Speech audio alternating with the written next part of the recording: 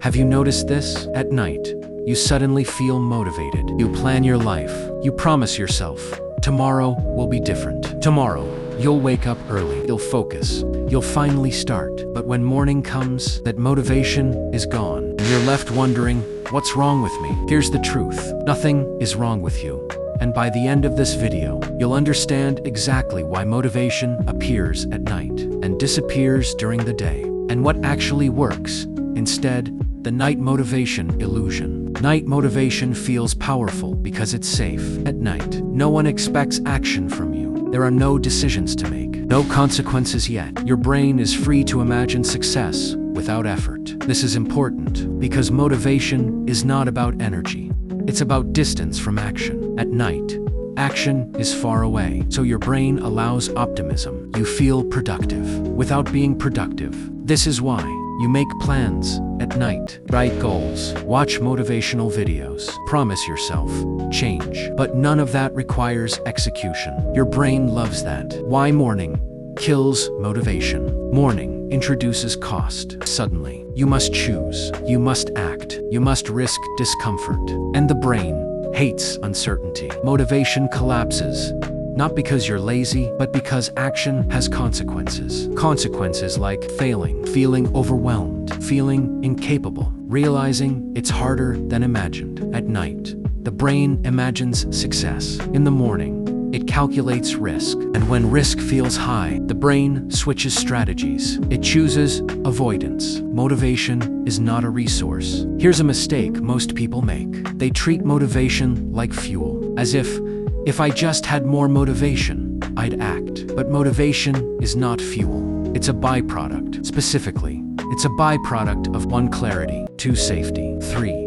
Progress. When these disappear, motivation disappears. That's why relying on motivation is unreliable. Performers don't wait to feel motivated. They design systems that reduce resistance. The real reason you don't start. You don't avoid tasks because they're hard. You avoid them because they're vague, emotionally loaded, too big. The brain doesn't fear effort. It fears 1. Not knowing where to start. 2. Not knowing how long it will take. 3.